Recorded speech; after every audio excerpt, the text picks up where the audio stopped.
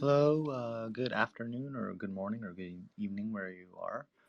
We're waiting for one more speaker, but he'll just be joining in the next 2 to 3 minutes. So I want to welcome everyone to our FOMC space or FOMX space. We do these monthly with great speakers, and we're really excited for today's. This is our first, I guess, X space. So thanks for tuning in. With that, I want to welcome everyone for starting their afternoon with us. Grab a tea or a coffee. I'm Unusual Wales, and I'm happy to have Nicholas help lead the conversation. Nicholas, if you can. How's it going, everybody? As always, I'm excited to have all of these great macro speakers here with us. Like Wales said, we do these every month, and every single time we do this, I learn a ton. So if you're not following these folks up here, kind of as I go through the intros before we get started, go give them a follow. You're going to learn a lot from every single person we have on the panel today. So, to our panelists, I like to keep these panels very open for discussion. So, as we kind of go along, if you have, any opinions, any responses, any 2 cents to add to any given topic, please feel free to raise your hand. The only request I have is that you stay muted while other speakers are talking so we can avoid any overlap or background echo. And again, as always, feel free to plug anything you want. We're happy to pin it to the top of the space here for people to check out as well. So without further ado, let's get started with our intros. As always, we've got Joseph Wang, our incumbent Fed guy. He headed the trading at the Fed's open desk, a great introductory book on how the Fed operates and central banking called Central Banking 101. And he's the CIO at Monetary Macro, which launched a bunch of macro courses. You can actually go to unusualwhales.com/courses and get 30% off of that. So there's no shame in doing so there. You're going to learn a lot. Welcome, Joseph. Hey, so thanks so much for having me. It's a pleasure to be here. I love these spaces. And we always love having you here, Joseph. Thank you. Next, we've got another long-running friend of the spaces, Last Bear Standing. Last Bear is an expert on markets where he writes about monetary policy in his weekly Substack, which if you're not already subscribed to that Last Bear Standing Substack, go do that now. He launched a new season, and so far it's great. Welcome back, Last Bear. Thanks, guys. Thanks for having me. Looking forward to the discussion today. As am I. Thank you, Last Bear. Next, we've got Randy Woodward, a bond investor for 30 plus years. He was working at Bloomberg from 1988 to 95. And now he's an almost regular on these Unusual Whales spaces as well, and a great follower for all things macro. Welcome back, Randy. Thank you very much. Thanks for having me again. I look forward to this. Yeah, I look forward to your feedback. I've got a couple of good questions that I think you'll be able to shed some light on. Next, we've got Michael Cow, the urban cowboy himself. He's the CIO and portfolio manager of Cow Family Office. Having worked previously at Acanthos Capital Management, he's an expert in commodities, index arbitrage, and dynamic hedging. He also has the coolest glasses on FinTwit. Welcome, Michael. Thanks always for having me. Pleasure to be here. Pleasure to have you as always, Michael. We'll also have the Jam Croissant himself joining in later. As Whale said, he will be running a little late today, but he'll be here giving us some good volatility feedback. So let's jump right into our intro here before I get a little out of hand trying to go ad lib over here.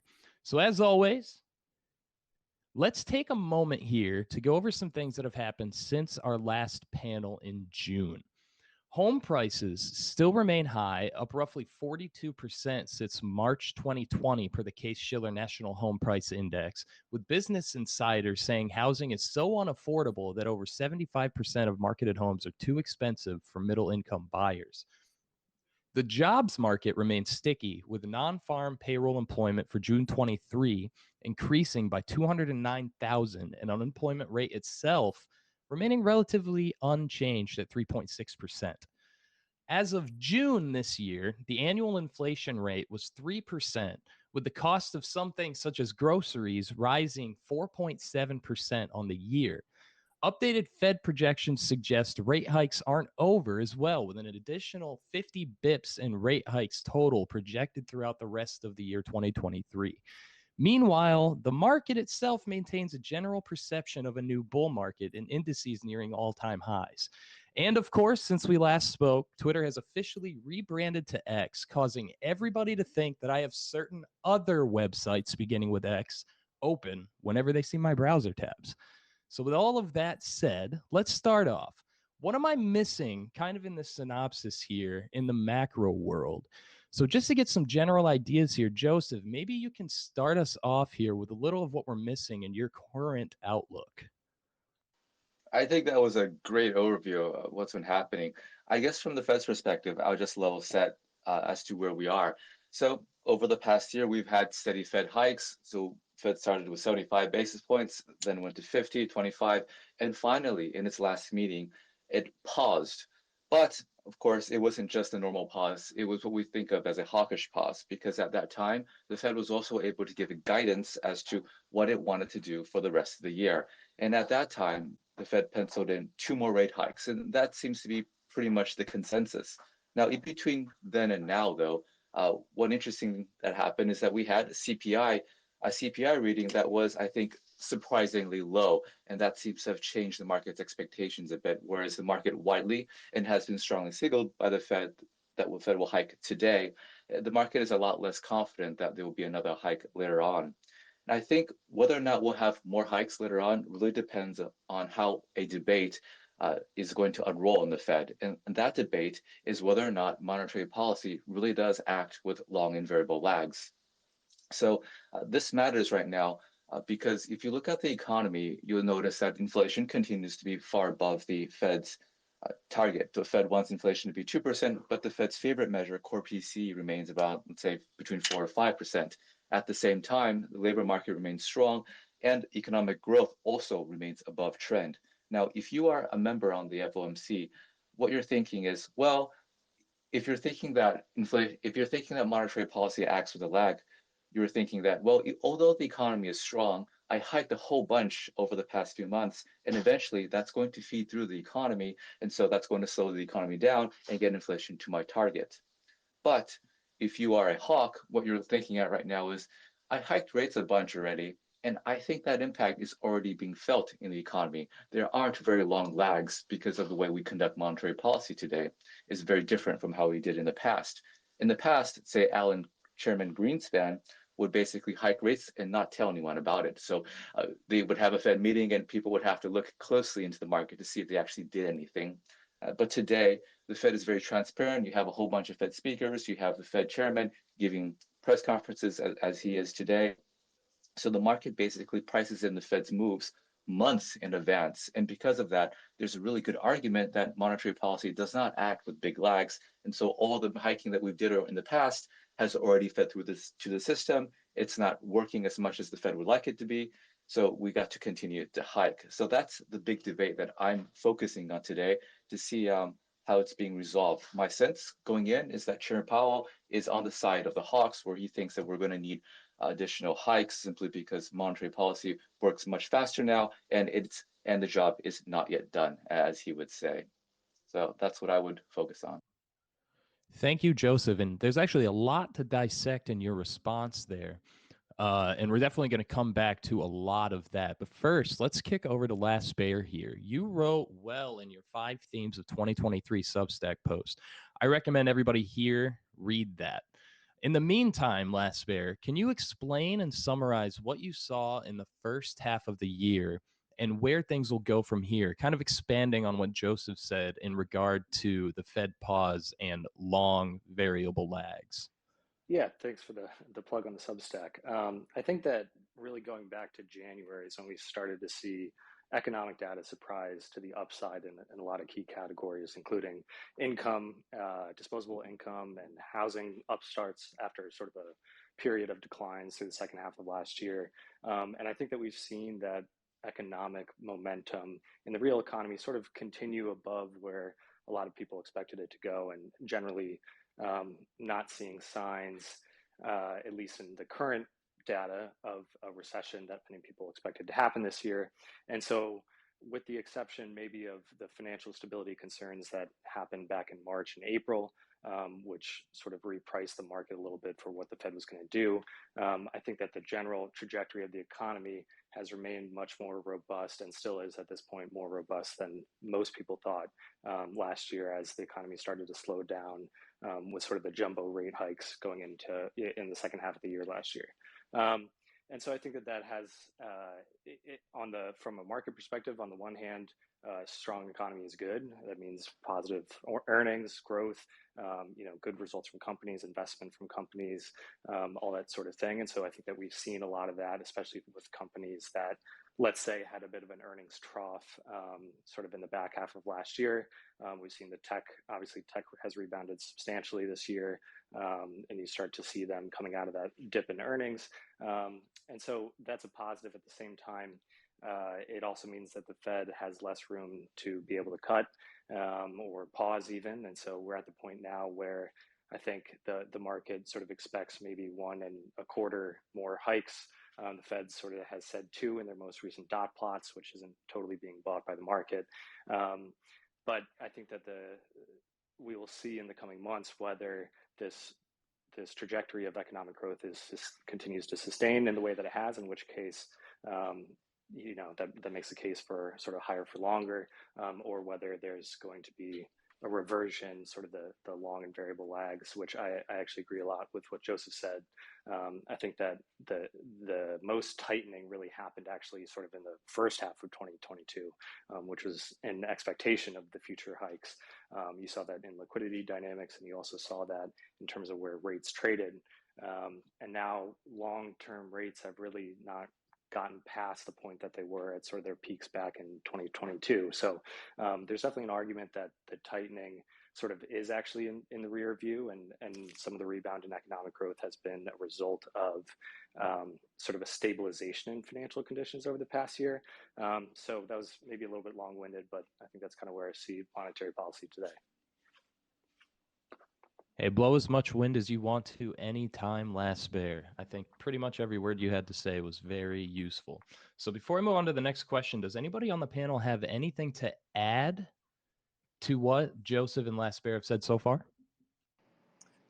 I'll jump in real quick, just with a couple of thoughts. One kind of in the same vein that the two of the guys just mentioned, but I think it's important to note that if you remove the bank run and the debt ceiling issue, a pause never would have happened, in my opinion. The trajectory has been clear for years now. We're going on years of the ongoing call for transitory inflation, right? But it keeps being sticky, right? That unemployment, the oncoming recession has been talked about now for years. The slowdown, but we keep having the Fed come back into the fray, being forced back into the fray. Yes, we got one number that was slightly less hot, but all in the last CPI. But other than that, every single other number has been hot, not just from a CPI perspective, the core specifically, but also unemployment. The employment market is incredibly tight. The market is up 20% for the year. Real GDP growth got upgraded, significantly in nominal terms. GDP growth, nobody's talking about this, is over 6% in the first quarter, right? What recession? What slowdown, right? And so I think the markets have been ignoring the Fed for some time. The Fed continues to push back. I don't think that will change at some point. Markets will listen and catch up. The question is, what happens now if we break out above these kind of most recent highs in longer dated vol, when people start to think inflation itself is structurally more sticky? That is the big question. And again, everybody got caught in kind of the debt ceiling and bank run, kind of the pause, the pivot. That was never really part of the bigger core picture of what's happening here under the hood. And I think the more the market rallies, I think the more we'll continue to see the longer term realities there. That's one. Separately, my second point, completely out of line with everything else, is an important point I think we'll get to later on here. But the important role that we're seeing play of volatility markets and the compression that's happening at the index level that's perpetuating a longer cycle and importantly a massive rotation, massive rotational effects that we've now seen for 2 years. I think it's important to understand that and see what's happening there. And it's ironically tied to interest rates. Not many people are talking about this, if anybody, but the reality is that structured product issuance is through the roof, particularly tied to the S&P 500, and that is a function of higher interest rates. All of these structured products benefit from higher interest rates. It's something that didn't exist in the 1970s, that now is a critically important structural element. S&P vol is very well supplied, and it's driving massive dispersion and rotation throughout the market. And there's a ton of short vol in the AI names and the tech names, the speculative names that really developed in the last year. That itself is part of what's driving these massive breadth breakdowns and really odd things under the hood. But we'll get to that more, I think, as we go forward. But I think an important dynamic to put front and center. Yeah, we'll absolutely touch on some of that, especially something that you had said on a previous podcast earlier this month about how the VIX spot price can be a little misleading. But we'll definitely get to that a little later, Jem. Thank you. Michael, see your hand there. Yeah, thanks. I wanted to say that I wanted to echo a couple of Jem's points on how the market has gotten this H4L, higher for longer, wrong pretty consistently throughout the year. So if you look at the yield curve, which I call the linchpin of all things financial, and many regard that as the most omniscient economic indicator relative to many asset classes, I'll note that the yield curve has been completely wrong on H4L all year. And if you think about how that's driving how that's then driving relative performance across asset classes, it makes for a very confusing macro picture. I think monetary policy is definitely has varying transmission mechanisms across geographies, and that's one of the things that's been confusing about the push-pull on the U.S. dollar. I think that the U.S. consumer is definitely the strongest consumer in the world. There are a number of factors, I think, that are demographic and structural. You're seeing, Jem alluded to the unemployment numbers that are still way too hot at this point in the cycle. I'll also point out that you're seeing shelter home prices actually start turning up in some parts of the country. And I think this labor shortage that we have is demographically driven by this shortage of the cohort between the ages of, call it, 40 and 55. But at the same time, interestingly, we have a very big bulge in the cohort of 30 to 39 right now, which are in primary home buying age that are supporting the shelter component. So we have some very interesting structural tailwinds that are making the life very difficult for the Fed relative to other geographies. And when it comes down to the dollar, getting the dollar right is also very important and very difficult right now, because I think there's a tug of war between this whole notion that just because the Fed might be near the end or near the peak, the terminal Fed funds rate, there's an automatic assumption that the Fed's very next step is going to be a full-on easing cycle. When I would argue that, the both shelter and unemployment components just have not given the Fed put the Fed in the same sort of dilemma that's facing a lot of other central banks like the ECB or the PBOC, right? In both of those cases, you're basically seeing extremely strong disinflationary data coming out of those zones. And so one of the things that I've been saying is that I think at the end of the day, no one is going to out-hawk the Fed, and the narrative will soon shift to who will be the first to wind up out-doving the Fed, which I think is almost every other geographic zone. So I think these are just some things to think about. And one last point is that so with commodity prices, that's the other thing. The commodity prices have ripped recently, but I've been having this little debate on my Twitter feed saying that don't conflate the strong apparent demand numbers coming out of China, for instance, as strong consumption numbers, because to me, the tell is that when you see a broad-based rally in commodities right now, at this point in the credit cycle where the rest of the macroeconomic data coming in is very, very negative, it should suggest to me that right now everything is dollar driven. Whereas in 2021 you had a positive correlation between dollar strength and commodity prices, because commodity prices kicked off this inflation cycle and therefore kicked off a Fed that was kicked off Fed hawkishness before everybody else. Now you've got the negative correlation kicking in the short term, and the downside tails, fundamental tails, are actually increasing. So that's my word of caution there. Thank you, Michael. And we'll definitely touch a little bit more on that last point you made later on in the panel as well. For now, Randy, I need to get your opinion on the current outlook in the bond market and the recession flags we saw over the last 6 months. So, Randy, were they false positives, and was the yield curve wrong?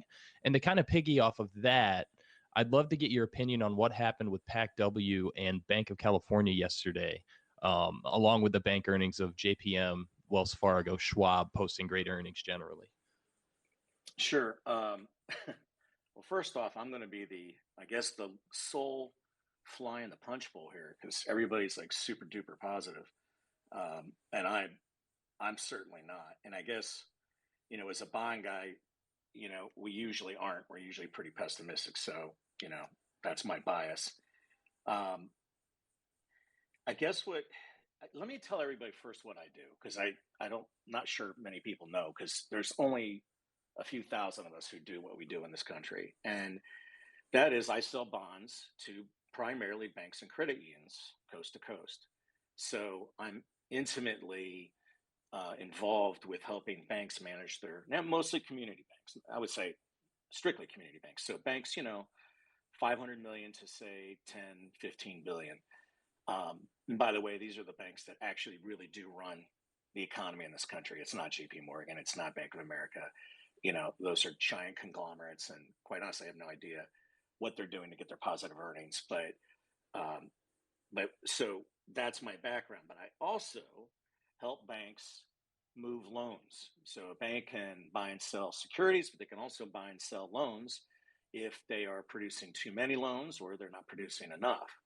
So basically, I think I'm sitting on ground zero watching what banks are having to deal with right now. And I will tell you, banking has changed probably forever. And we're not going to know all the different ways it's going to change, but I'm just telling you, it's already changed dramatically. It's going to continue to change as regulators look into what happened with Silicon Valley Bank and all the other ones. And make no mistake, PacWest was a fail. Okay, that's nothing great happened there. They're taking a massive loss on their stock. They had to sell. Let me give you an example. So, as far as I could tell, what really got Silicon going the wrong way was Goldman communicated the fact that they were selling the AFS portfolio available for sale, and they were on $20 billion, and they were taking a $2 billion loss on that, a significant loss. And all of a sudden, everybody's realizes, wait a minute, you mean there's unrealized losses in banking? And, and a lot of reasons why there was a run on Silicon, but that's a run, end of story. Matter of fact, take the run out, give them BTFP, and I don't think we'd ever hear of anything about Silicon Valley Bank having a problem, because they would have been able to be funded through the BTFP program that the Fed's now offering. But now we've scared the living hell out of everybody. And by the way, the AFS portfolio they sold, this whole idea of, they bought bad bonds, it drives me nuts seeing that by people who are supposed to be smart in financial media. that's an incredibly ignorant statement, because that AFS portfolio, actually including their HTM portfolio held to maturity, were very modest duration portfolios. They were not long and they were not full of bad bonds. That's ridiculous. They were just trying to take the loss. They're trying to change the balance sheet. They were doing a prudent thing. Unfortunately, everybody panicked. But what I'm telling you is now all my banks they're going to be forced to shorten duration, which is going to affect lending and profitability. They're tightening credit. They're not growing right now, and most of them are shrinking their balance sheets. This is going to take time to affect the economy, but it's sure as hell not going to be a positive. And I think there is a lag to what the Fed's done. I think the Fed's gone way too far. I think they're doing this because they're trying to control the yield curve the best they can before they're put in a position to pause and before they're probably forced to cut, in my opinion. Thank you, Randy. Thank you. So let's get this kicked around the panel a little bit. I'm going to go Joseph next, then Michael. I'd love your 2 cents on everything Randy just mentioned. I think Randy makes some great points. I've been looking at a lot of the bank earnings for some of the, well, for the mega banks and also the smaller banks. And you definitely hear that loan growth isn't happening. You can, I think, if you look at the aggregate data, you'll see that loans and leases by banks, so that's banks making loans to real people and businesses, has basically been pretty static, very, very slow growth since the fourth quarter of last year. And that's happening in the Eurozone as well. We recently got more Eurozone banking data. And that's, I think, how monetary policy is supposed to act. So one of the things that the Fed wants to do is that it wants to slow the economy down. One channel for this is to slow intentionally bank credit creation. Because when you raise interest rates, on the one hand, from the bank's perspective, they see higher interest rates, slower economy, there's more credit risk. Now, a bank doesn't want to make a loan to someone who won't repay them, so there's less supply of loans. And from the borrower side, of course, you see something similar. So the borrower looks at higher interest rates. Well, I don't want to, let's say, buy a house when mortgage rates are 7%, right? So there's less demand for loans as well. And so you see the balance sheets, the credit creation of these banks slow down, and that's to be expected. I think it's noteworthy that you have a lot of people in the Fed poring over this, and they have the absolute best data on these. For many of the larger banks, they actually have Fed staff sitting inside a bank, making sure that they are getting the best information. And as we all know, that doesn't always work well. But they're saying that I don't see credit creation slowing any more than I would expect outside of a normal tightening cycle. So it doesn't seem like there's been a lot of a negative shock from the panic in March, which I tend to think of as basically you have higher interest rates doing significant damage to areas of speculative tech and crypto, and basically all the banks who built their business model around that narrow niche of industry went under, and everyone else is basically fine. As to whether or not there are lags to the economy, I totally agree with Randy that definitely over time, you'll see that, let's say, corporations who tend to take loans out for, let's say, 5-year tenors, who are still having interest rates that are very low because they took these loans down during COVID, eventually they're going to have to renew those loans, and it'll be at higher interest rates. But I'm not actually that worried about that.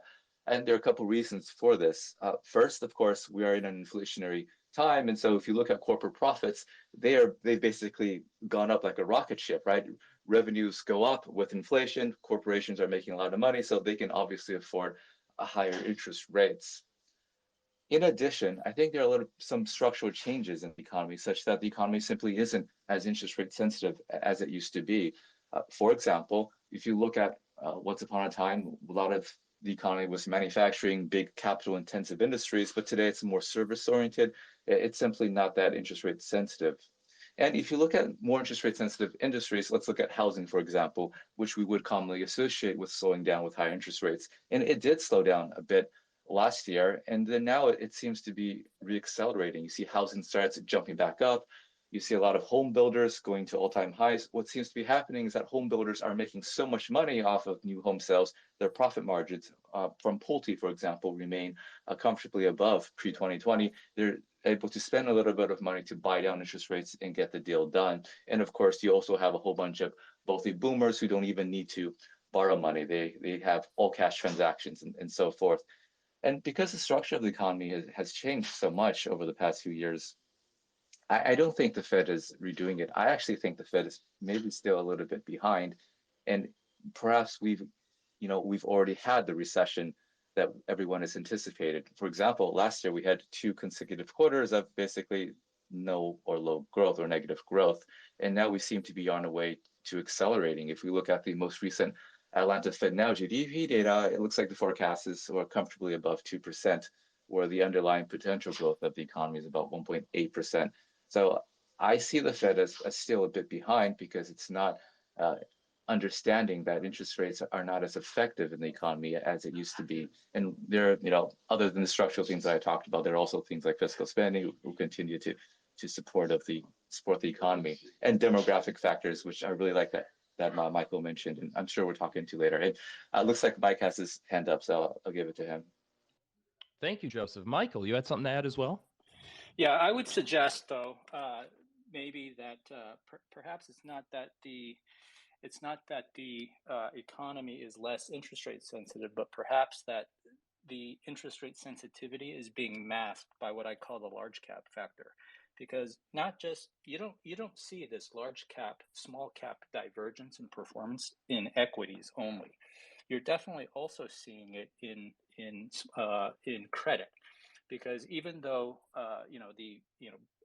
broadcast high yield spreads are still very, very well behaved, I am invested in an opportunistic lending platform that does what I'll call structured equity and credit financing, specifically to small and medium enterprises.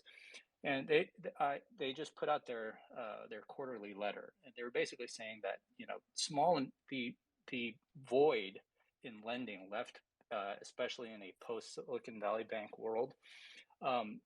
They've said that banks, I thought this was very interesting.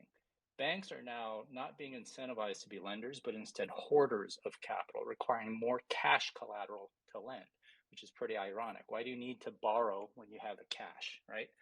But access to liquidity for the small and medium enterprises is very, very impacted. And so to me, the core is rotten here. I'm definitely not sanguine, Randy. I think in the end, the Fed will win this battle. And that's why I've been cautioning people on the commodities rally as primarily not being fundamentally driven, but being driven by short-term dollar dynamics. I'm not a believer of this immaculate disinflation scenario and that the recession has happened. I think what we're seeing in the public markets is an echo of what we saw in 2000 and 2007. I wrote a Substack a couple of weeks ago. I called it bottoms up macro as a play on the often misused terminology. When people say bottom up, they usually mean fundamentals, but a lot of people use bottoms up. And I think bottoms up actually characterizes this very late stage punch drunk, FOMO driven grab for this hopium trade, this Fed pivot hopium trade, which is a very, very late stage cycle phenomenon, in my opinion. Thank you, Michael. Does anyone else on the panel have anything to add, or maybe Randy, anything to respond to based on what Joseph and Michael responded with? Whether the Fed's won or not, I think they have won. I just think it's going to take time to show. I think, in my opinion, they've won too much. And, I look at things, I'm a big fan of Lacey Hunt, and a lot of people are like 50-50 the way they like him or not. But, his whole ODL argument, other deposit liabilities, have come down dramatically at these banks. M2 has come down dramatically. It got a little blip up on the last update, but it's come down dramatically. And I'm seeing all these signs, my opinion, of deflation to come, not disinflation. And that's something that I don't think a lot of people really understand, that if you go back and look 2 or 3 times, Powell, and I think I mentioned this last time we talked, I found it really interesting. 2 or 3 times in his pressers, he's been asked about his efforts to bring prices down. And he almost jumps off the podium when somebody says that. He says, absolutely not what I'm trying to do. I'm trying to slow the pace of price increases, right? Bringing prices down is deflation. And personally, that's worse than inflation. They have less control over that than they do inflation. So I think that's what's coming. And, you look at like all these metrics I just mentioned, if you're a monetarist, M2 comes down, that's deflation. That's going to eventually run in. That's the core of monetarist economy. And, I'll give you one example I thought was really interesting. Go back. Well, there's two here. So I'd like to see what Joseph has to say about this. If you haven't read it, Joseph, please do. So on June 29th, there was a joint release from the FRB, the FDIC, NCUA, and the OCC. It was called Agency's Finalized Policy Statement on Commercial Real Estate Loan Accommodations and Workouts. Basically, what this was, and you should read it in depth because it's really fascinating. Basically, what they're doing is they're saying, we know there's a storm coming. We know it's happening in CRE right now. All forms of CRE too, not just office. Office is an absolute dumpster fire, or at least someone's waiting to throw a match on it. So go read that. And what they're doing is they're saying, delay. Here are some directives on how you can delay the inevitable of a person, a borrower having to refinance a loan that they cannot refinance. And so if they can continue to pay, extend the term, I think they suggest 1 year, extend the term 1 year, and we'll look at it a year from now. And here are all the different, they gave like 5 different versions of it. And they said, basically, we're going to turn our head. As long as you do it this way, we're going to be cool with it. So we're going to delay an inevitable situation for a year. I have to think, my opinion is they know damn well in a year, we're probably going to be cutting rates, and some of this interest rate, stress is going to be alleviated. I would love to see some people read that and let me know what they think. But to me, it's an extraordinary, especially because it's joint from all those different agencies. I think they see what's coming. It's going to get ugly, man. It's really going to get ugly, and it just takes time. And it's about, 6 to 12 month process before I think we really start to see the damage that they've done. That's it. So I have not read it, but that's definitely really interesting color. And with regard to, bank lending to commercial real estate, I'm going to defer to Randy, who has much more expertise in that. One thing that I'll note, though, just Randy's perspective on the banking system slowing down because of rate hikes and so forth, that's definitely happening. But just to bring in Michael's view on the dollar, in the US, we are not as bank dependent as many other regions in the world. In the Eurozone, for example, where we see notable slowing in the banking sector, that's going to have a much stronger impact on their economy than it is in the US, where, if you're a big company, you can go to the capital markets, you have a whole bunch of private credit funds, you have a whole bunch of BDCs that can make loans to you. It's a much more open space in the US than it is in the Eurozone. And so one way that I like to think about it in currency terms is that if you are another country like the Eurozone, you don't have to hike rates a lot. You can get a big impact simply because of how your financial system is structured. And so you are not going to be able to out-hawk the Fed because you don't need to. And so I think that is implications for relative currency strength, and not just for the Eurozone, but for countries like Canada, for example, Australia, the UK.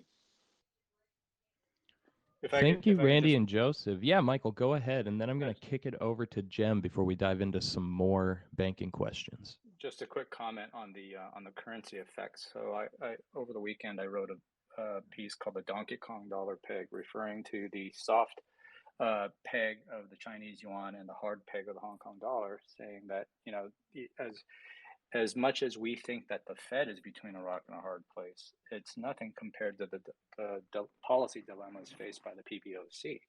The PBOC, if you think about what China, which is the largest economy in the world, has done from a COVID stimulus standpoint, it has done diametrically the opposite of what we've done here. So this whole Great China Reopening trade, why a lot of people got it wrong, I think, was to view this revenge spending that occurred here from and extrapolate it to China. But they actually their response to COVID was diametrically opposite to ours. We flooded the market with monetary and fiscal bazookas to support the consumer. They locked down for an additional 18 months and offered no such support in either case. If anything, their three red lines policy to curb property speculation has worked a little bit too well. And now their policy responses have been very, very tepid. So it's very interesting. I think that there's going to be a very strong disinflationary pulse coming out of China. And it's coming at the same time that you're seeing the same thing happening in the Eurozone as well. And Japan, well, Japan's been stuck in that rut for a long, long time. So I definitely see, Randy. I hear your points on the disinflationary, if not deflationary, headwinds coming down the pike. But I would also argue, though, that given how high price levels have become, and I live in LA, and when I see my recently graduated college kids having such a hard time affording rent in a city like this, it suggests to me that we actually need some deflation. The second derivative turning down isn't enough. I think the first derivative needs to turn negative somewhat. Yeah, Mike, that's really well said. That's exactly right. And to speak to my son also, he lives in LA, and so I feel your pain. Well, he doesn't feel any pain I do right now, but that's another matter. Go look. This was fascinating to me, and I'll leave it up to you guys. The Cleveland Fed has this really neat metric. What they did for years, they were following the owner's equivalent rent, and they had their metric on there, and it was basically all rents. And it actually very correlated with owner's equivalent rent. And so owner equivalent rent right now is 7.8 and 7% basically. And Cleveland has their all rents at 7%, very correlated. What they have, though, they started, I think, in around 2005, is new rents. And the way they explain it, it's worth going to there and reading about this too, is they explain it that all rents are going to take time to adjust because people have leases that are locked in, and maybe they can take on, a new rent increase. But at the point where they can't and they have to move, that takes time to ferret out. And we know that. What they did with new rents, though, is that's an immediate. That happens right away. And they say that they figure that leads owner's equivalent rent by about 12 months. That metric just went negative for the first time since it was recovering in 2010. Now, whenever I see any metric that is as low as it or high as it was, in the great financial crisis, I'm going to pay attention. I'm going to really be watching that sucker. Unfortunately, it's only updated quarterly, I believe. But the fact that went negative really tells me that here's another sign of I believe, deflation coming. And yeah, it'd be great for a lot of people, but it won't be great for the Fed. And the Fed will fight it with everything they got. If they're, even at CPI, it doesn't matter. I don't care what they prefer. Everybody looks at CPI. CPI goes negative, and I think you're going to see a panicked Fed. Thank you all. Now, before we move on here, I do have some more questions about banking, the concept of higher for longer, as well as that topic of deflation versus disinflation.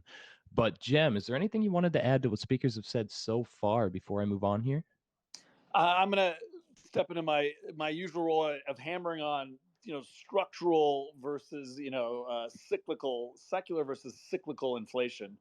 I think the point that Michael brought up about China in particular being a much harder place than the Fed is very appropriate. Why? Because they don't have the benefit of a strong economy, right? Youth unemployment, urban youth unemployment is 21.3%. You're looking at major headwinds there, and they need to stimulate, but they can't because they're battling a lot of the same structural inflationary pressures that we are, not the cyclical, right? It's not a function of liquidity. They pulled liquidity out. Why is there still, relatively strong inflation? They're the same reasons we are, and the same reason that we're seeing in Europe. Deglobalization, right? Less, in particular, a lot of, problems with getting things from one side to the other. These are not things that were just tied to the pandemic. They're a function of a world that is much more in conflict. There's a lot coming down the pipe that are causing massive structural, inflationary pressures. So I think that's important. We're seeing, pickup of inflation in Europe, globally, Australia, et cetera, as well. So it's not just what's happening here; it's what's happening to liquidity globally. The Fed's not the only one that's trying to talk it down and battling a broader inflationary picture, and that is not going to go away with just a cyclical set of pressures, which is, again, I've been talking about this for some time, but the only tool in the toolbox, and the Fed is, we not only not getting their way cyclically, but much less, if anything, exacerbating the structural effects. Thank you, Jem. So I'm going to kind of pivot back here to the topic of banks again. And Last Bear, I'm going to pick on you a bit here. You've been following a resurgence in the regional bank space lately, Last Bear. And earlier this month, or was it late last month, you published an article titled Regional Bank Rebound. And since then, regional banks have indeed rebounded. So Last Bear, can you real quick here, give us a breakdown of what you see on the horizon for regional banks now, roughly a month after that article published. Will the rebound continue, or have they now reached a point of stagnation in your eyes? Yeah, I think it's a really interesting sector, because obviously the entire sector got creamed after First Republic and Silicon Valley before that, and every sort of mid-size or small regional bank got crushed, partially because people trade ETFs and trade sectors as a whole these days. And I think that what we saw from real-time bank data over the second quarter was that pressures had subsided somewhat from where they were at the end of the first quarter, and that if you look at which banks were actually really in trouble, or had really, really problematic balance sheets, two of them had already gone bust, and that a couple are on the edge, so let's say PacWest and Western Alliance, but clearly not as in a bad situation as First Republic was. And so a lot of the other banks I thought actually were in pretty decent position, and their stock price that had fallen by 30-40% wasn't really indicative of anything that was too problematic at the bank itself. So I thought that it was a good sort of tactical opportunity to take a play on regional banks. That's worked out pretty well over the past couple of weeks. Really leading into second quarter earnings, I expected there to be a message of stability from the banks, which I think we largely got, and regional banks have performed really well. But I actually sort of followed up to that this past week, sort of cautioning against maybe mistaking a rebound with a longer term rally, because I do think that there are some serious headwinds, which everyone is aware of and was part of the reason why banks did trade off. But those headwinds still exist. So like net interest margins are compressing across most all of the regional banks. At the same time, on the other side of the balance sheet, credit losses are still relatively low, but have been ticking up consistently for about a year now. And so you see pressure, I think, on earnings going forward, which make me less excited about sort of owning the regional banking sector as a longer term, medium term play. But I think that it was a wise tactical move to sort of get in based on sort of the discount that we saw coming out of the bank failures earlier this year. So I'm less convinced of a longer term rally, but obviously it's been a good trade for the past couple weeks. Thank you, Les Bear. Randy and Jem, I see your hands. Let's go Jem, then Randy here. An important thing to add there that might be helpful as it relates to regional banks and the kind of the call it the reverse rotation we've seen in the last several weeks out of tech relative to kind of Russell and whatnot is, the S&P 500, as I mentioned itself, is structurally incredibly pinned. It is a function of structured product supply in particular. That, to put that in context, we had not seen these levels of dispersion, which is the index vol relative to single names since 2017. This is the highest levels of dispersion we've seen in that metric ever. And that in 2017 was historic relative to 125 years of history, completely out of line until we've seen it again. It's happening for the same reasons. That vol supply on the S&P is pinning the S&P relative to what's happening around the center. So you're seeing dramatic rotations and dramatic moves around the center, which is pinned, which is the S&P. We originally saw it early last year as tech itself, really rolled over before the whole market rolled over. I guess that was almost a year and a half ago now. And then eventually the market rolled over, but growth versus value, that rotation. Now, until this last month, starting in February, really we saw a massive tech AI boom. Everything else was incredibly weak, and the narrative that followed it was of course this bank run. But the reality is, the two things are intrinsically connected. If the S&P is pinned and one thing goes up, something else has to go down. And so the underperformance until very recently of tech, of regional banks and Russell broadly relative to tech has been a function of that structurally.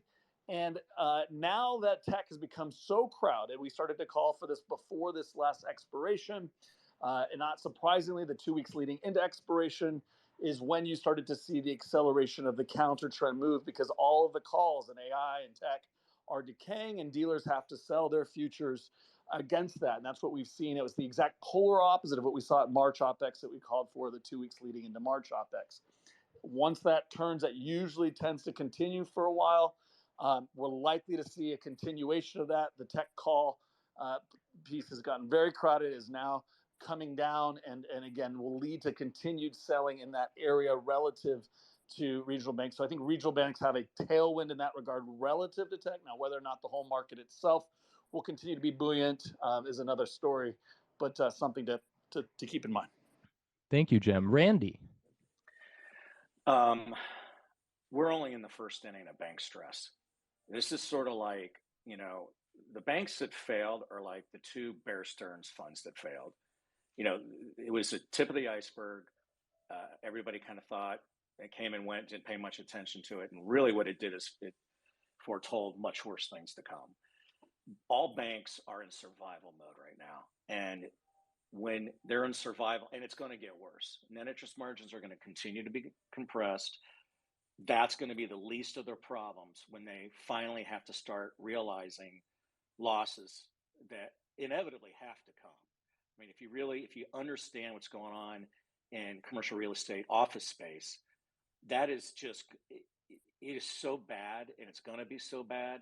We don't know how bad it's going to be, and we don't know what that's going to do to the underlying balance sheets. But, the fact that you've got, Yellen out there saying, well, I think we need more mergers. There aren't any mergers. These are failures. PacWest is a failure, and there's more to come. And all I could say is, I could just see all my clients are battening down the hatches, and they're doing everything they can to prepare to just try to survive to 25. Thank you, Randy. Now, before I spin this into our next line of questions, got about 14 minutes until we get numbers, I believe. Joseph and Last Bear, do you have anything to comment on, given what Jem and Randy just said? I guess I'd make a point. It kind of ties into what some of the speakers were talking about earlier about sort of bank loan growth and how indicative that is of monetary conditions and the current sort of market structure. And I think that Joseph mentioned it, but in the U.S., bank loans represent significantly less than half of total sort of credit outstanding. And so bank loans have definitely plateaued over this past year, which is not necessarily a good sign for the economy going forward. But capital market activity has come back substantially this year, and from sort of the low point in maybe fourth quarter of last year. And that represents a lot of how sort of new debt gets financed and funded. Securitizations, bond spreads are at historically thin, thin spreads relative to treasuries. And so the activity sort of in the capital market space, I think, sort of helps buffer against maybe a plateauing or slowing of credit growth on bank balance sheets. And I think given the direction of where regulations are going, continuing to become more regulated on banks and increasing capital buffers and increasing the risk weighting, that sort of thing, will just sort of continue to push more of that activity into capital markets and will make it harder to sort of get a great view of sort of overall credit growth by just looking at sort of the bank sector balance sheet. So just wanted to add that point. Thank you, Les Bear. Joseph, any comments? Well, I'll make one note on the commercial real estate, because as Randy noted, there's a lot of concern there, and some of the properties will not do well. Well, so the Fed has actually been looking at this, and they have an interesting finding from it. Well, first of all, commercial real estate, obviously, it's a very broad category. You have things like hospitals, you have industrial space, you have multifamilies, and you also have downtown offices. So across all these sectors, they're all very different. But as we all know, because people are working from home, a lot of the downtown office space in big cities is not doing well. And adjacent to that, the retail space, who also depends upon those office workers, is not doing well. So the Fed has really good data on all the banks in the US, and they went in to do a deep dive to try to figure out just how big of the exposure there is. Now, for the G-SIBs, so the biggest 8 banks in the US, that exposure, it's about 100 billion exposure to downtown office and downtown office and retail. So that's actually very small. Now, when you go next ring lower to the larger regionals, it's also about 100 billion. So that's also actually quite small. But when you go a step lower to the thousands of banks that most people have never heard of, so in the US we have over 4,000 banks, that exposure on aggregate is about $500 billion. And so that's sizable. And the Fed seems to have hinted many times that exposure is largely dispersed. So it's not like it's concentrated in just one bank, usually speaking. So when we're cautioning about the impact on commercial real estate to the banking sector, I think the finding suggests that it's not the big banks, it's not the regional banks, but it's all these small banks that are less visible where we would have to worry.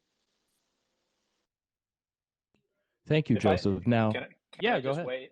I have a little tidbit on the office sector that I'd like to share. So I had a call this week with a very large loan originator in that space, and they were pointing out just the difference in the quality difference, right? So when you have like the single A office properties that are still, I think he mentioned that they financed a building at the junior debt level. That's basically one of the best buildings in Boston. Recently at a 7.5% fixed rate still, but he also commented that the disparity between that and say the Class B and C's are just massive, because what you've got when you think about cap rates, you're capitalizing future cash flows at a certain rate. And I think of my own experience in corporate and capital structure arbitrage, where when you've got an investment grade bond that trades on a yield basis, deteriorate in credit and get into the distress zone, all of a sudden it no longer trades on a yield basis and starts trading on recovery. So I think that is what is scary to me about the office sector, because the difference between the haves and the have-nots is huge, and there will come so for certain parts of that sector, you're going to transition from a cap rate perspective to a sort of recovery repositioning type of perspective, and you're going to have some serious casualties there. Thank you, Michael. Randy, comments? Yeah, so Michael, we call that trophies and trash, and that's the only thing really trading right now. So yeah, there are trophies all over the country that aren't going to show any signs of distress because they're the most coveted buildings, that exist. And then there's some really, really stupid, terrible thing, buildings that are trading because they're absolute trash. The problem we have is we don't know what's going on in the middle because nothing's trading. Again, this is the kind of stuff that, my firm trades, these loans. So they're seeing that the loans are stuck, the buildings are stuck, and we really don't know what the reality is in that sector yet. And again, I point to what, that combined directive they put out about delaying the inevitability of discovery. That's what they're pushing, is because they know what's sitting there. And the thing no one understands, and to be honest with you, I didn't quite understand it until my guys really taught me, was that the rate is the least of their problem. Refinancing from 4 to 7, that's pretty ugly, and that's blowing some deals up. But that's not the problem. The problem is, if you understand, and I barely understand it, to be honest with you, but commercial real estate and cap rates, is that when you apply these higher cap rates to a building with a certain cash flow, your building is now worth less than it was when you got the loan. Okay, so the real problem here is that on an existing asset, hey, you took a $1.4 million loan, I can only give you $700,000 now. So you got to show up with $700,000 to close the old loan to reignite the new loan. They don't have the money. And so that is not happening. That's why they're delaying this process, because once they're forced to finally have to recognize this, there's nothing these guys can do. They simply cannot get the money. The keys go back to whoever the lender is, and that's when you're really – and by the way, when keys go back to banks, the process really ignites, because that's not their business. They're not real estate moguls. So they start to sell, and they sell fast. And that's when you're going to really see reality hit. When that is, I don't know yet, but it's probably sometime early, mid next year. Also, I'd quickly add that Randy recently did a really good podcast on this topic with an expert at his firm, his colleague, and Jack Farley on Forward Guidance. I thought it was really useful in understanding the space. Yeah, thanks, Joseph. You guys should watch it. I'm not the expert on this. This my guy is. His name's John Toohig, Toohig. Follow him on Twitter. And he, by the way, he's got nothing to sell, just like me. We're in this because we like to educate, and by educating, right or wrong, we learn ourselves, by being corrected and learning things from you wonderful people. On Twitter, he's at RJ Whole Loans, WHOLELOANS. He's working on it in his Twitter effort, but he'll post his LinkedIn stuff there and read it, man. This is ground zero information about what's happening in bank lending, which is what's happening in communities all around the country. You need to read him every week. He will tell you what is going on and what he's seeing, and he'll tell you where the stresses are. Awesome resource for everybody. I'll definitely be sure to check him out. Thanks for the suggestion, Randy. All right, so kind of moving on here, and we'll definitely pivot back more to banks, more to disinflation, more to deflation in a bit as well. We've got about 4 minutes before we get numbers, I believe. But I do want to come back to you, Jem, here, kind of get the chance to learn more on the world of equity volatility at the moment. As we discussed in our last panel, volatility in the equity markets has been trending lower and seems to be kind of ranging around pre-COVID lows. Now, what I'd like, Jem, is if you can walk us through what you're seeing in the vol space now. We saw that in this year, volatility is majorly down, like I said, the VVIX way down, while equity prices are up. But I know, Jem, you mentioned on the Lyceon YouTube channel that the VIX spot price can be misleading and that volatility may actually be higher than people assume.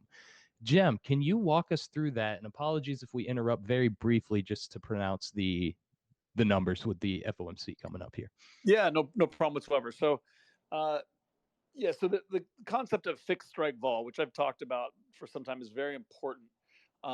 Most everyone sees volatility through the lens of the VIX, which is a measure of what the at-the-money volatility, the implied volatility expectations are for the move, right? But the reality is that's not how volatility trades. Options trade at different strikes with different implied volatilities. So, naturally, if the market goes down, you slide to a higher, the puts are on a higher implied volatility. So you slide to a higher implied volatility, painting the VIX, which is at the money volatility, as some form of a fear index, which has been done for now decades, could not be more incorrect. The reality is that regardless of what demand for volatility there is, the market, as it goes down, will show a higher VIX or a higher at-the-money volatility naturally. What matters is what's happening to supply and demand of implied volatility as the market moves. And that is not a measure of floating or at-the-money volatility. It is a measure of where volatility is relative to the fixed strike that you are moving to. So that is what we call fixed strike volatility, or fixed volatility. That is much more a measure of fear and of demand for volatility products, or supply, and that is what is critical when you're thinking about signal. You're thinking about what's happening under the hood, and what's happening to traders' actual profits on volatility. As you slide up, the implied volatility, again, the opposite, it slides down naturally, calls on a lower implied volatility than the at the money. And so you may see the VIX come down into a sizable move up, when in reality, that vol may be actually going up relative to the implied vol, and the demand might be going up. That is what we have been largely seeing in this rally. We are getting the larger realized vol moves to the upside and sliding to lower implied vol, which is driving demand for vol into a rally. That historically is something that we tend to see towards the end of rallies, because entities want to do stock replacement. Vol is getting too low relative to realized, and broadly there is demand for that volatility the higher you go. One of the best ways to hedge a coming decline into what is often a blow off top, similar to what we saw in 99, 2000. When I was new in the business, 07 even, other rallies like we saw during the COVID, before the COVID crash, those types of blow off tops tend to be structural and need to happen in order to squeeze the shorts, but they also only resolve themselves and eventually get a decline as a function of that vol going bid and vol supply becoming unpinned, which tends to happen to the upside as you naturally slide to lower vol. So I just unpacked a lot there, but that is part of the structural dynamics of what drives blow-off tops, why we likely get them, why we've called for one here, and why we're actually seeing that. And we're starting to see the signs of market up, vol up more and more. That generally takes a while. It can take months, but the more and more you see that, the less likely people are to sell vol in the market and provide that supply, and the more likely entities are to come in and profitably buy vol into the rallies while still benefiting with into a potential decline. The risk reward of owning vol is much better now than it has been in quite some time, given those dynamics, and that itself can underpin a vol unpinning, which can ultimately drive an exacerbated decline if and when it comes. Thank you, Jim. And we'll definitely want to circle back and touch on a few things you said there as well. I've actually got a follow-up that you kind of tickled. But for now, as expected, the Fed hiked by 25 bips. So kind of as we're digesting here, does anybody on the panel have any preliminary thoughts on the dot plots in Fed report as we kind of read through? The Fed also, I believe, added the banking system is sound and resilient to this report, and I'm curious how you all feel about that statement. Well, that's what Hank Paulson said in the Big Short movie, so I guess it's true. To my original point, the reason they paused, they've been pretty clear at this point, was not really as much because they didn't think inflation was a problem, is because they were concerned about the tail risks around the bank run. They were concerned about the impending debt ceiling negotiations, and they thought it was best to sit and wait and see. That has passed, and I think this is a punctuation to that. And they are back at, I think that's a clue that they're back to the business of fighting inflation. Now, Randy, I'm sure you do have something to say about the banking system being sound and resilient comment. Well, what else are they going to say, right? I mean, they have to say that. It's kind of silly. It's a headline to ignore. Again, they got to continue fighting inflation. I mean, shit, man, it's coming down. Why can't you just wait? The reason they can't, my opinion, is they're trying. The second they do a permanent pause or whatever the hell they're going to call it, bond market's going to take over, and those long rates are going to come down dramatically because they know what's coming next. I mean, that's why the curve's inverted, and the severity of the inversion is conviction, and they've never been wrong. And it's not a timing mechanism, but it's an inevitability. So, and right now, as far as banks, look, man, they're in survival mode. That's all. I keep saying that, but that's all they're in. All my guys are just, I've had a bank that shrank the balance sheet for no other reason than they had to get a certain capital level. And so they said, okay, we're going to, sell some securities, shrink the balance sheet, and just continue to survive. And, all that's going to have an impact on a while.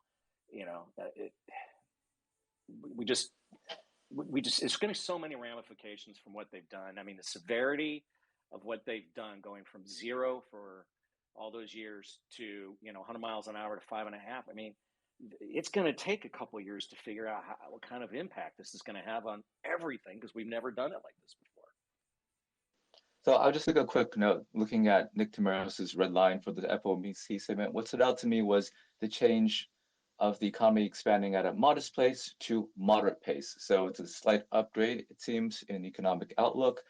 Again, that's not what's supposed to happen, right? You're supposed to hike rates and slow things down. I think it's an acknowledgement that the economy continues to be stronger than expected. And so that, in my view, argues for a higher for longer rate path. I mean, is 2% that strong, Joseph? I mean, or 2.4, whatever it comes in, tomorrow.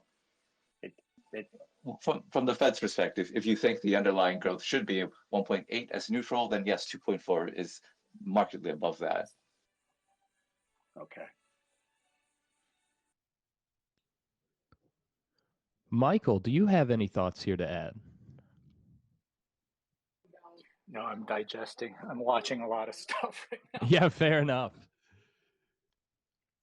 Of course, at any time, folks, feel free to give any 2 cents, anything you're seeing in the report. Maybe last, Bear, do you have any comments to that little tail end of banking discussion we just had? Yeah, I was actually going to chime in a little bit about vol, just picking up on what Sam was talking about. I think it really is notable how far volatility, both VIX futures and spot VIX have fallen over the past, particularly the past couple months, but sort of, going back all the way to probably October. And I think that the dynamics that Sam was talking about, where you have sort of a positive reinforcement mechanism, whereby when vol is falling, you have sort of a positive impact to stock prices, positive impact to people willing to supply vol, and that is really beneficial to stock prices. And we've seen that play out over the past 6 months or so, particularly in the past month or two. But as some sort of pointed to, that also leads to potentially, part of the reason why I think we didn't have a massive vol blow up in the prior years, because the implied vols were so wide that to be able to sort of really get somebody off sides on a short vol trade, you would have had to see 5, 6, 7% type moves in the S&P, whereas now basically that the cost of that insurance has gone down substantially, which means if you're selling vol, then you have a smaller margin of error, and once that flips and you have basically the selling vol has been incredibly profitable over the past 6 months, and there's more and more people doing that, but that creates a smaller margin for error. And once if that flips, where you have an inverted sort of vol curve and spot VIX over VIX futures, that can create sort of the very fast reinforcing mechanism of price down, vol up. So I think that those risks definitely are standing out there. And this does remind me of some periods like September 2020, for example, or November 2021, where, you had that positive vol cycle really benefit, but then sort of come back to bite you pretty quickly. So something to keep an eye on. Thank you, Les Bear. And Randy, I saw that YouTube video on bank lending that you tagged us in. I went ahead and put that to the Nest here for those of you listening to check out. Say that again. Somebody's got something going on in the background. Yeah, so I did see that video you tagged us in. I went ahead and shared that to the Nest for those listening to check out. All right, Michael. I apologize to everybody now, by the way, because I used a different headset, so my Bloomberg beeper was going off. So I had a bunch of people tell me I was unprofessional for that, and I had no idea. So I don't think anyone here be as unprofessional as I am. I don't think you got anything to worry about there, Randy. Thank you. All right, Michael, you had some notes. Well, let me say, go ahead. hey, Joseph, did you see on Tamaris's, or how you ever say his name, you mentioned modest, but they went from continued to expand to has been expanding. That seems like it's almost, I can't tell if that's like, by the way, if anybody thinks it's silly about parsing these little words out, trust me, and Joseph will confirm, they put a ton of effort into very precisely how they word things and the very specific words that they use. And I'm kind of wondering if that's like a past tense statement or something. Verbiage I matters. totally, yeah, I totally agree with you, Randy. I was looking at that, but continue to has been. I mean, has been kind of implies it's still like that, but it could be that it suggests that maybe past tense. I'm sure they changed it for a reason, but maybe someone here can has another view. I don't know what to read into that. I was just going to point out that I think all things equal, and this is a slightly hawkish surprise to me, just given that, in recent weeks you saw Daly speak rather dovishly, and then with the kind of weirdly timed resignation of Bullard, Uberhawk Bullard, I thought that perhaps at this stage in the game you might see a little bit of dissension, but with 11 unanimous votes, that skews to the hawkish side to me. Yeah, and I don't think we get the dot plots this meeting, do we? I don't think that gets updated. The reality is the Fed can't be happy about the speculative excesses we're seeing in some of those tech names. It can't be happy with. I mean, it's fine for them to be okay with a bit of a rally or support, but they don't want unemployment where it is. They don't want markets doing what they're doing right now. If they see it, they're going to push up against it. And if anybody here thinks that what equity markets are doing and what risk assets are doing, it does not play into the equation, they're kidding themselves. This is not a coincidence. They are in line with what they've been saying. Everybody, this is all about narrative. Everybody wants to hear that inflation, is slowing and that it's the pivot is here. But the Fed has been pretty clear throughout. I think it's important to note. And I would argue that one of the things I wanted to bring up, and I forgot, but what was, this whole self-defeating nature of not only the risk rally, but also the rally in commodities, right? Because if you remember, like the bout of dollar weakness that happened was off the back of that CPI report, where basically for the first time during this cycle, headline CPI came in much lower than the core. But core still compounding at 4.8% is way too high for the Fed. So, and now with this big, fairly broad-based commodity rally, which ironically I think was driven by the dollar weakness, there's a little bit of kind of like the donkey chasing its tail here. So we shall see. So Mike, let me ask you a question. So let's say headline CPI goes negative, but core remains positive, higher than they want. Do they keep the foot on the pedal on higher rates? Well, I think ultimately core is what they care about, and so if the headline stays low for a long period of time, I would expect that to definitely seep into the core, right? Just because it certainly did the other way around. But I think everybody here acknowledges that the core part is far stickier than the energy and food components. So I think, this is partially why I've written at length about how, OPEC plus in its 3 different cuts to support the oil market was kind of wasting its bullets before the Fed had won its battle, because all things being equal, they're just going to prolong the Fed's resolve, in my opinion.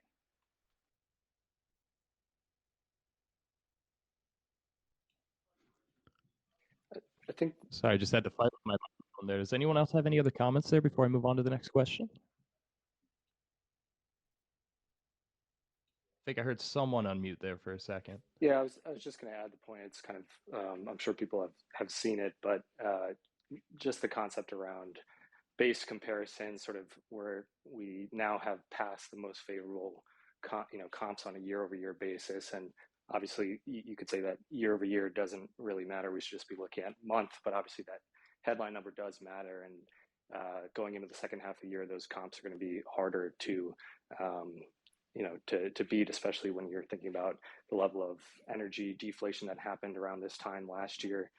That's energy components bringing down total CPI by over 1%, I think, in the current reading. And so that, as that comes out, you really need to see continued disinflation in the core in order to even maintain sort of a stable reading at sort of the 3% level that they're at now. And to the extent that month over month readings are positive going forward, we're going to see headline sort of bounce back up. And so I think that just from an optics perspective, we can make all the arguments about sort of the real-time data on leases or whatever it might be, but obviously those optics are important, and seeing an inversion there or sort of a reversion, if that does play out in the next couple of months, I think it's going to be bad from an optics perspective and from just sort of a general perception on where inflation is headed.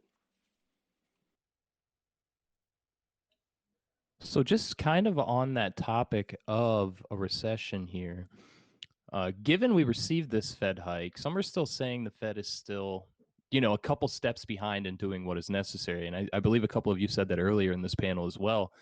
Bob Elliott, another friend of the Spaces, has said, quote, "The Fed will continue to extend the cycle where stocks outperform bonds up until they no longer can."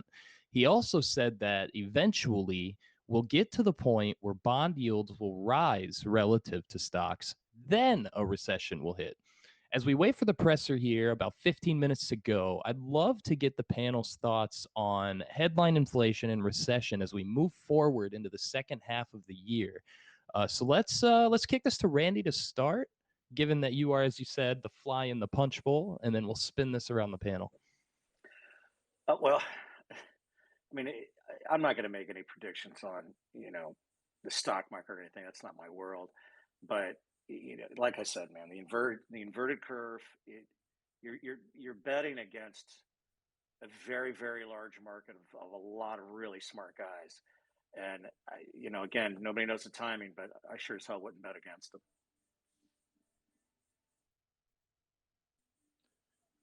Fair. Does anyone have any comments on that?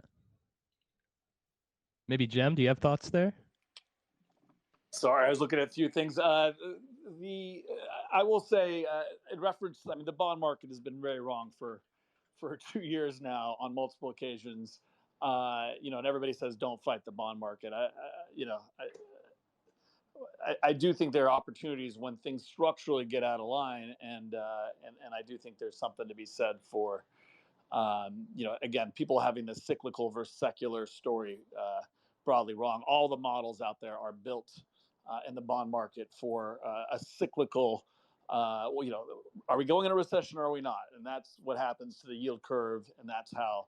What matters, but the reality is, again, we're in a different dynamic now where there are much bigger structural secular things going on that are driving inflation, primarily labor, deglobalization, technology, capital flow, and all of those things matter way more at this point than the cyclical outcome. And so I do think the bond market is going to continue to be wrong until those algorithms change. I just wanted, the cyclical to secular argument, I think is a really interesting one because, as my friend Shrub calls the Goldilocks economy, that's the point where you might have a cyclical sort of destructive interference against a secular cycle going the opposite way. And here, at least, we have that dynamic, right? I would argue that the secular factors, or secular is really long-term cyclical, right? Which is demographic. Those are making the Fed's job very, very difficult because they're trying to impose their will and force the short-term cyclicals down. But what is very scary to me with respect to China is I think the cyclical headwind is cascading into the secular headwind at the same time. If you guys haven't listened to the Odd Lots interview that they did with Richard Koo recently, I would encourage it because he studied the whole, Japan lost decades extensively. And what struck me was when he mentioned that the balance sheet recession and property bubble bursting happened in 1990 for Japan, and it took 19 years before the demographic peak happened. With China, both happened at the same time about 2 years ago. So when you have a short-term cycle constructively interfere with a long-term cycle, that's what I call the China smoldering crater scenario, and that's very scary. So we've got about 10, 12 minutes before the presser starts. We will be playing the audio from the presser here, and we will also be streaming that to the Twitch channel for Unusual Whales, twitch.tv/Unusual Whales. We'll have the video for that. But before then, we've got about 10 minutes, like I said. So we're going to kind of move forward into some closing statements. But first, I just want to ask for the panel before 2:30 rolls around here. Some economists, such as Francis Donald at Manulife Investment Management, are saying that they actually expect up to 4 rate cuts in 2024. So my question to the panel, maybe Joseph or Lasver, before we move on to closing statements and then the presser, do you foresee rate cuts next year, or are you leaning more towards more rate hikes going into the first quarter of 2024? I think we could have a rate cut next year, of course. I mean, so the Fed likes to think of this in terms of real rates, which is nominal minus inflation. And if inflation goes down later, then in order to not become increasingly tight, they just also cut nominal rates. And I think Clarita, who of course used to be a very influential Fed person, has also made similar remarks next year. But 4 sounds pretty aggressive to me. Just going back to the basic discussion we were just having about what's different this time. Why is it that all these models have been wrong? Why is it that the bond market appears to have been very wrong for a very long time as well? I think there are a couple of structural things. I like that. It's been often mentioned. There are demographics, obviously, that's a big thing that's different this time that maybe the market doesn't fully understand. But another thing that's very different this time that the market doesn't seem to understand is that we have a very different political culture where we have significant fiscal spending. Even today, as the economy has very low unemployment, very strong nominal growth, real growth is fine as well, we continue to have a fiscal deficit about, let's say, 6%. And that seems to be something that's going to be structural going forward. Of course, it'll ebb and flow, but we have a change in how we conduct our fiscal affairs where people are very open to significant deficit spending. I think I read a recent piece on a potential future Trump administration view on this, and they also seem to be very gung-ho about tax cuts and a new industrial policy and so forth. So we have, structurally speaking, increasing fiscal deficit. And I think in that circumstance, it's very hard for the economy to go into recession when you continue to have so much deficit spending, which will no doubt increase if we actually do have a real legitimate economic slowdown. And that is also, I think, a tailwind for inflation as well. And these two structural things, demographics and the fiscal side, are really changing everything, I think. And that's why the models of the past don't seem to work very well today, in my view. I think the one thing, or the two things I'll add to that, which I think are important right now, is in conjunction with fiscal, it's and these are both tied to that populism trend that we're seeing, is protectionism. And that's been going for some time. There's no signs of it stopping. If anything, there's increases in it as we go quarter over quarter, year over year. If you think into an election cycle, there's not going to be increased kind of waving fist at the air and protectionism against China, against other entities. I think it's going to be everybody trying to get more left on that, whether you're left or right. 2, we're going into election cycle next year. Nobody's really thinking about it or talking about it, but if you think populism was a trend the last 3 years, buckle up. You're going to get more fiscal, more protectionism, more rhetoric, and populism is popular. And in a coming election, everybody's going to be fighting to see who can be more populist in the year ahead. So I would expect more of this, and some of it will take another look. some of it may be talking about inflation. I think that's the next trend. There's going to be a lot of talk about inflation, but the solutions are going to be populist, and it's ultimately just going to be a fiscal policy by another name. All right. Thank you, everybody. We've got about 8 minutes here until the presser. So what I want to do real quick is just run down the panel, get your closing thoughts, how you're feeling going into the second half of 2023. And please, by all means, plug anything you have coming out or that you're working on. So before we get to that presser, let's go ahead and get some closing thoughts. Let's start with you, Randy. Anything you want to add here at the tail end? Sure. I mean, the bond market has not been wrong. It's not a timing mechanism when you go inverted. It never has been. It's just telling you what inevitably is going to come, or at least what they believe is inevitably going to come. And they went inverted really fast this time because this was the first time we had forward guidance to work with. All the other times, which was, by the way, way more fun, we had to wait for the Fed to come out with their announcement, and then all hell would break loose, and then we would know what they were thinking. And so the curve would invert because they knew it was, they were doing the wrong thing. And inevitably, they have to cut rates because they created a recession. I just don't think, we don't know what's going to happen yet, but in my opinion, it's just going to be an inevitable thing. And I say the only thing I will say is this. The one thing that Powell has not really had to cope with, it seems much anyway. I remember when he came out and, first became chair, he's like, hey, rates are going to go up, set path. We're not even thinking about pausing. Blah, blah, blah. And then he got hit in the face with a couple limit down days and he paused. And then he got hit with some more stress in 19 and then he started to cut.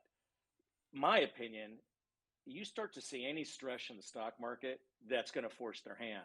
Right now, they haven't had it. He hadn't had to deal with it. So he keep on going. And I get maybe that can't happen anymore. I mean, if you haven't read everything that Michael Green has written on passive investing, you absolutely should. And that, in my opinion, that just becomes more of a factor. I don't know when reality hits the stock market, but I don't wish for it. But if we see it, I think you see a whole different ball game coming out from Powell. Thank you, Randy. Last Bear, any final comments? Anything you got to plug you got coming out? Yeah, for final comments, maybe just a couple quick points. I guess one of them being that with respect to the rate cuts, whether you could get 4 next year. Obviously, rate cuts happen a lot faster than rate hikes. And so usually that's when you decide that things are rolling over. You get those fast, and at 100 basis points at a time as opposed to 25. So when that time comes inevitably, I think that you could see a substantial repricing, at least for the short term, in a short period of time. So I don't know whether that's 2024, but I understand how someone would call for that, even if that seems out of line with sort of where we are today. And then I think just in terms of sort of where we are in the cycle, I think it's to me personally, it's much less clear where we are in a macro environment than it was maybe a year ago or 2 years ago. And I can see arguments from all sides. And so that's in some ways confusing. But I think that what is important is to sort of remain humble about what we know and what we don't know and sort of the range of possibilities. And so I think what I've been looking to do is try to find opportunities where I think those present themselves, like, for example, the regional bank rebound that we saw, as opposed to trying to tie a thesis to the macroeconomic conditions, which, in my opinion, are very hard to judge at this point. So I'll just leave it at that. If you guys want to subscribe to my Substack, I put out a long-form post every single week on Fridays, so you can check that out. But thanks again for having me. Thanks, as always, for coming, Last Bear. Jem, any closing thoughts here?